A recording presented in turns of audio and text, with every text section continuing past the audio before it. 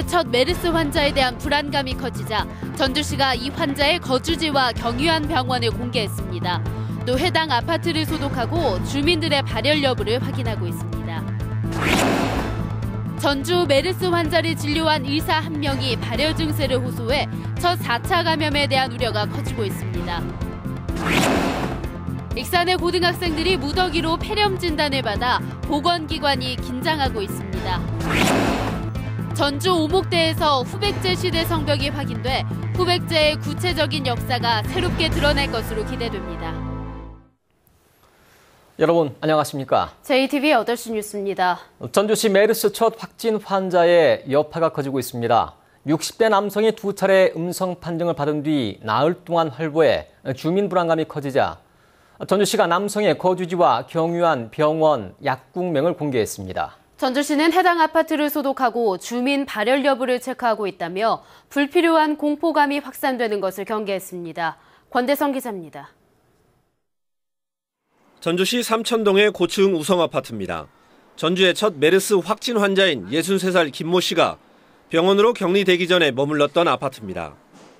이분들이 외출하는 것을 제가 2번을 목격을 했거든요. 그래서 이제 주민들이 상당히 불안해하고 있는 형편입니다. 김 씨는 메르스 확진 판정 전인 지난 3일부터 6일까지 능동 감시자로 분류돼 자유롭게 집 밖을 오갔습니다. 전주시가 불필요한 공포감이 확산되는 것을 막기 위해 지난 3일 이후 김 씨의 동선을 공개했습니다. 전주시 삼천동 우성아파트에 거주하고 예수병원과 백제 약국을 들렀다는 겁니다. 전주시는 해당 아파트를 소독한 뒤 우성아파트 관리사무소에서 주민들을 상대로 발열 여부를 체크하고 있습니다. 현장에 지금 24시간 관리사무소에 지금 배치할 계획을 가지고 있고요. 이제 어제 소독을 했고 오늘도 다시 집중적으로 소독을 할 거고. 전주시는 자체적으로 지난 5일부터 메르스 주의 단계를 경계 단계로 높이고 전주시 보건소를 전문 진료소로 지정해 상담을 받고 있습니다. 전주시는 메르스를 예방하기 위해 확진 환자의 거주지와 병원을 공개했다며 시민들의 협조를 당부했습니다. JTV 뉴스 권대성입니다. 전주 메르스 확진 환자와 접촉해 자가격리된 사람은 200명이 넘습니다. 격리된 예수병원 의료진 6명 가운데 의사 1명이 발열 증세를 호소해 보건당국이 긴장하고 있습니다. 다행히 1차 검사에서 음성으로 나왔지만 전주의 확진 환자처럼 양성으로 바뀌면 이 의사는 첫 4차 감염자가 됩니다. 김철 기자가 보도합니다. 전주의 첫 메르스 확진 환자인 63살 김모 씨와 접촉해 자가 격리된 사람은 214명 안팎으로 추산됩니다. 지난달 31일에 접촉한 92명, 이달 3일부터 6일까지 접촉한 122명이 자가 격리됐습니다. 이 가운데 예수병원의 의사와 간호사 등 6명이 의심 증세를 보여 1차 검사를 받았는데 모두 음성으로 나왔습니다. 예수병원 관련해서 검사를 진행한 건수는 6건입니다. 그 6명 모두는 현재까지는 검사가 음성이었습니다. 하지만 레지던트인 의사 1명은 추가 정밀 조사자로 분류됐습니다. 이 의사는 응급실에서 김 씨와 접촉했는데 37.5도의 발열 증세를 보여 보건당국이 긴장하고 있습니다. 이 의사는 1차 검사에서 음성으로 나왔지만 전주의 확진 환자처럼 양성으로 뒤바뀌면 첫 4차 감염자가 됩니다. 보건당국은 바이러스가 약해져 4차 감염의 가능성을 낮게 보고 있습니다.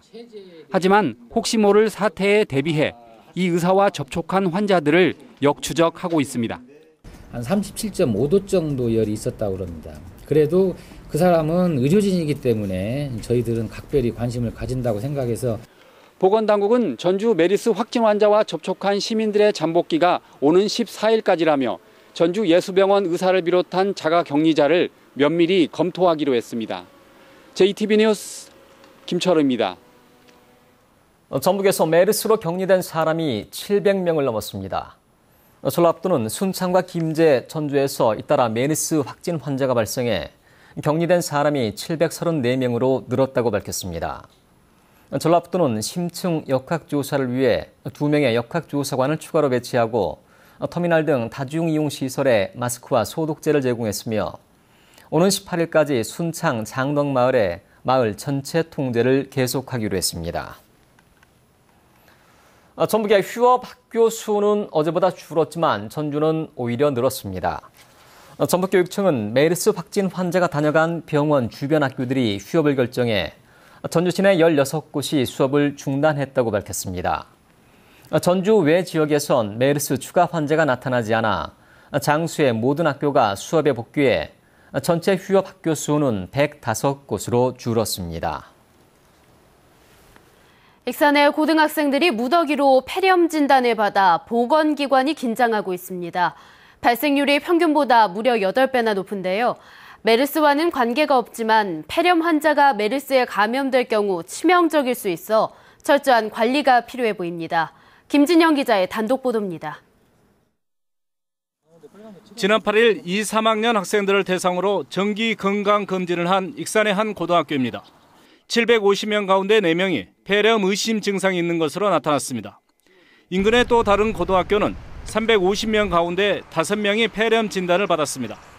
폐렴은 맞는데 그래서 지금 일단은 그 학생들 입원하고 이제 증상이 있든 없든지 가는데 사진상에 전명하게 폐렴으로 보이니까. 질병관리본부가 발표한 초, 중, 고등학생들의 평균 폐렴 발병 현황을 보면 1000명당 0.95명입니다. 이번에 익산 고등학생의 경우 의심 증상을 보이는 학생까지 1100명 가운데 12명으로 평균보다 무려 10배가 많습니다.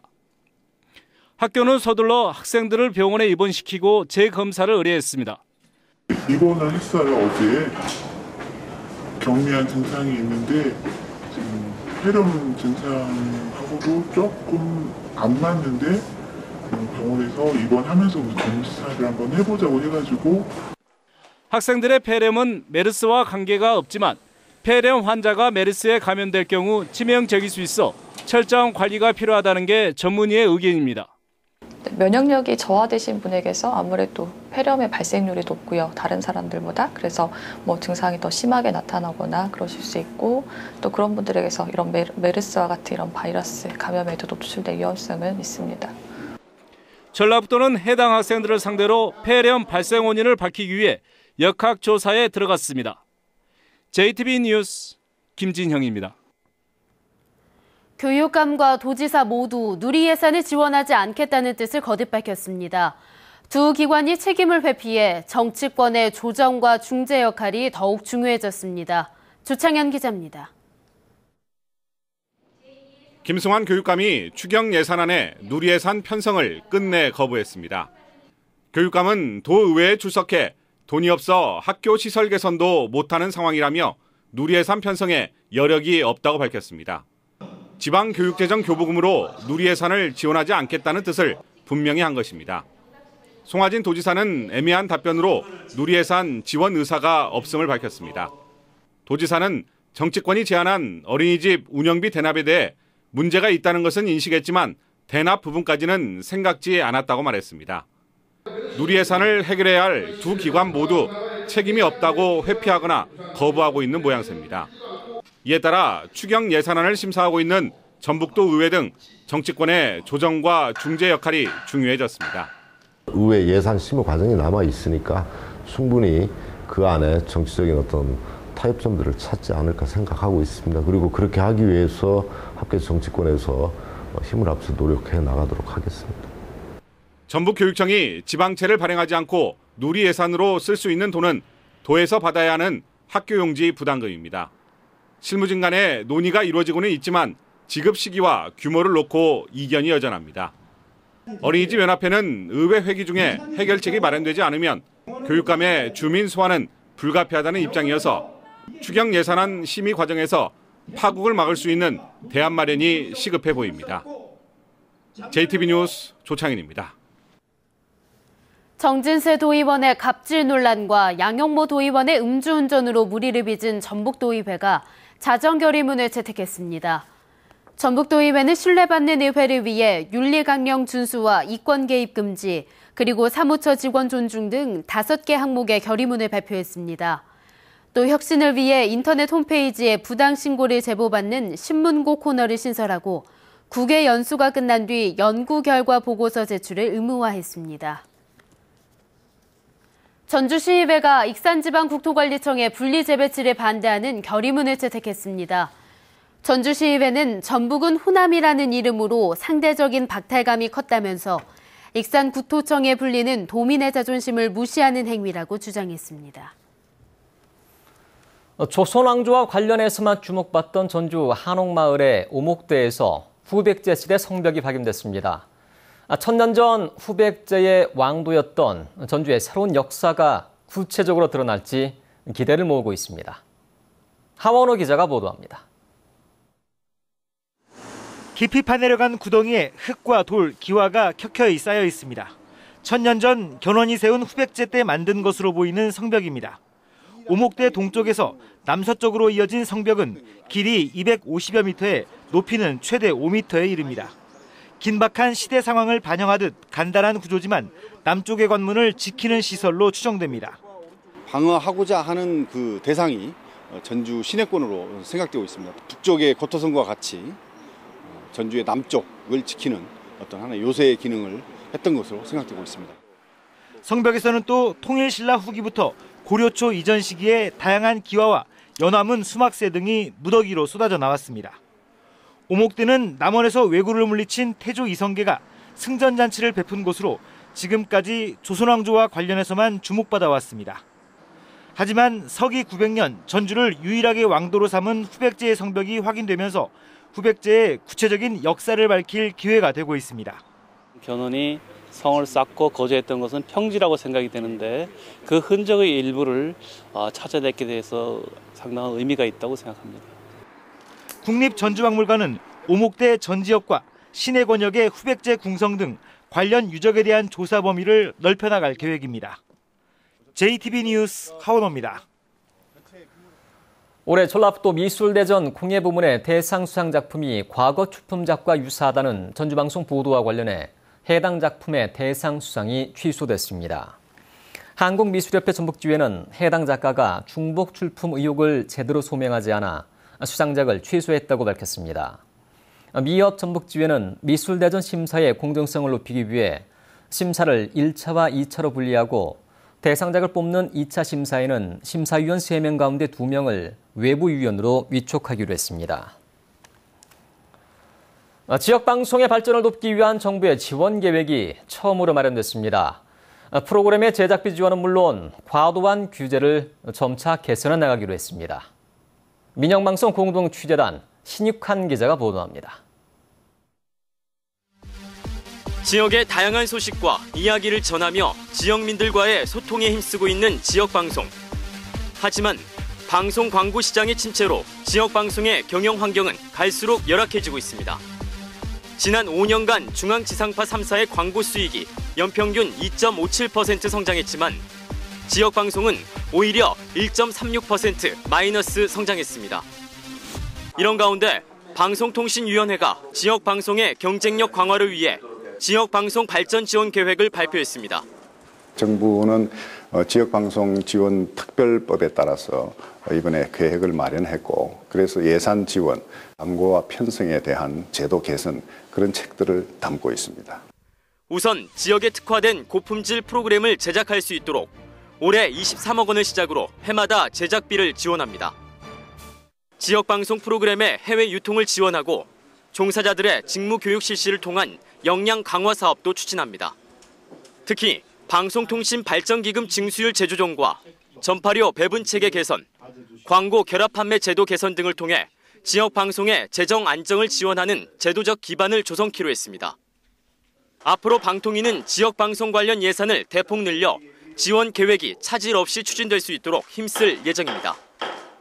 민영방송 공동취재단 신익환입니다.